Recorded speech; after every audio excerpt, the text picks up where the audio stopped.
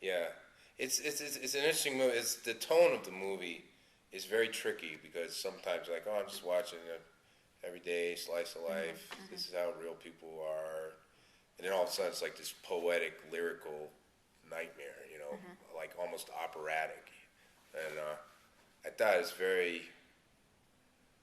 brave of Jeff to make a film like that. Particularly his second film. To have the tenacity to play around with the tone so much. And you probably have to trust yourself a lot to do that. To not rely on, I'm going to throw in a dinosaur. Yeah. I'm going to have this really scary guy in a cape. Yeah. To do that, you have to trust the story I'm telling.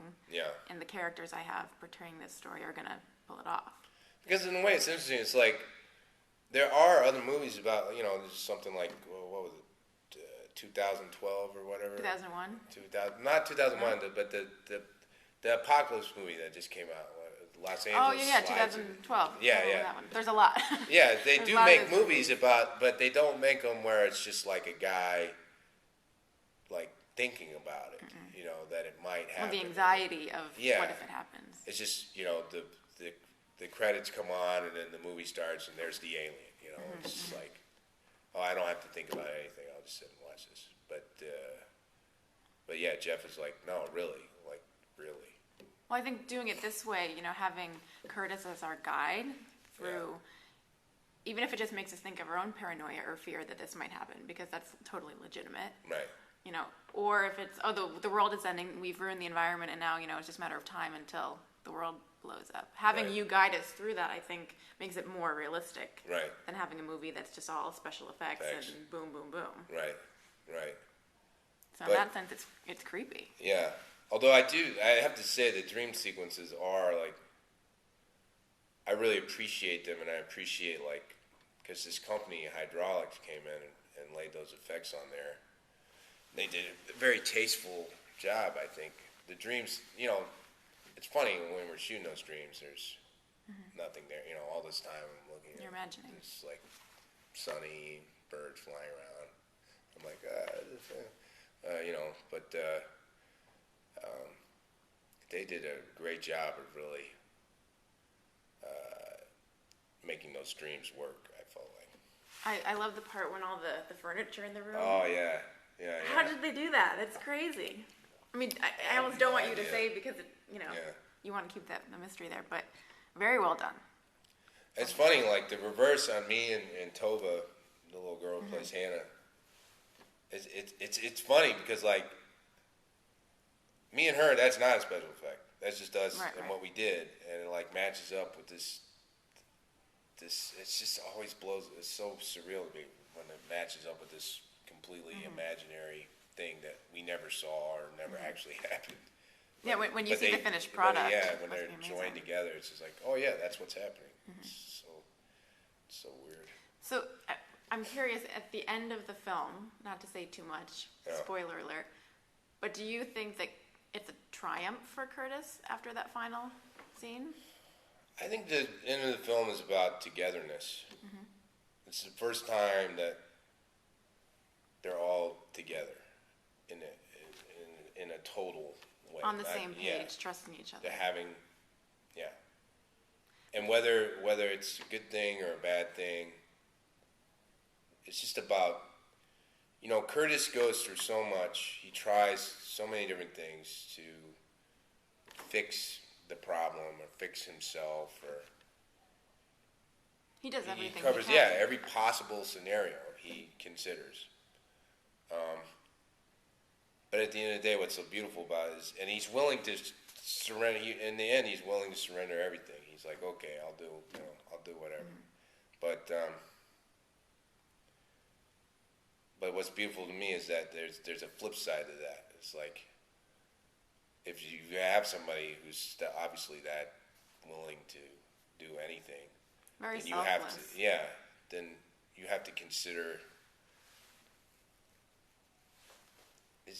You have to accept them, because it's so often people like Curtis are just told, get over it, just get over it, and I think part of loving somebody like Curtis, you know, it's like Samantha says in the film, if you love me and Hannah, you'll open that door. And for me, it's the ending's about, well, if you love me, then you will see what I see. You will trust me. Yeah. I think for me, the end of the movie is a happy ending. Because on one level, you could view it as doom or the end of something, who knows. But for me, the thing that he wanted from the very beginning hasn't changed, and he got it. Right. His family trusts him. He didn't lose his family. They're together. Right. So whatever is coming is kind of irrelevant. Yeah.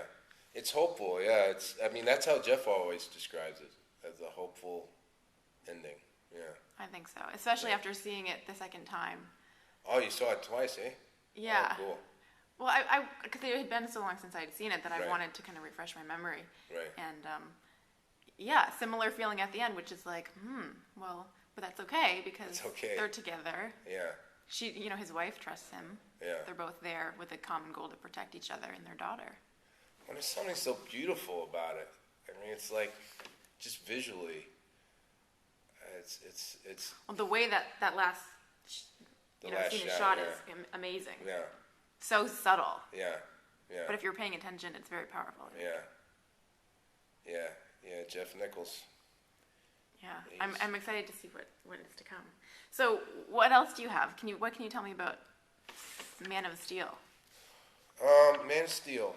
I play General Zod, the part Terrence Stamp played so well. So I'm following in his footsteps. I can't, they obviously would prefer that I say as little about it as humanly possible. But I guess as an actor, what is it about this character, regardless of Superman and the budget, but what is it about this character that really, interests you? I just wanted, the idea of playing a general I thought was pretty badass. I mean, and he's not necessarily, he's a very complicated character. He doesn't just, have horns coming out of his head and breathing fire or something.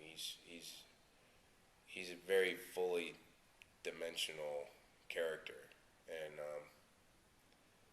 there's some really beautiful writing in it. Actually, David Goyer, the screenwriter, there's some really interesting scenes, and I think it's going to be more than just. It's not just fluff. Like it's an interesting take on it. Like it's thoughtful. It's particularly for that genre. It's very thoughtful. Yeah. So when you're done shooting that, what do you have lined up next? Oh, gee, I don't know. I'm doing that till Christmas, and we'll see if Boardwalk, season 3. We'll see if that comes around. I could use a break, honestly. Yeah. I've been working You've been busy. nonstop for 2 years. Yeah, so I wouldn't mind just floating in a pool for a while. But what about you and Jeff? Do you have plans to work on number 3? He's starting Mud right now. He's just started shooting his next film. I'm gonna try and do a little cameo in it. It's unfortunately right up against Man of Steel, but I'm gonna try and get down there. They're in Arkansas right now, so yeah. But yeah, I want to get in there just so I don't want to break my string. Right. Yeah. Excellent. Well, thank you. No problem. Thank you.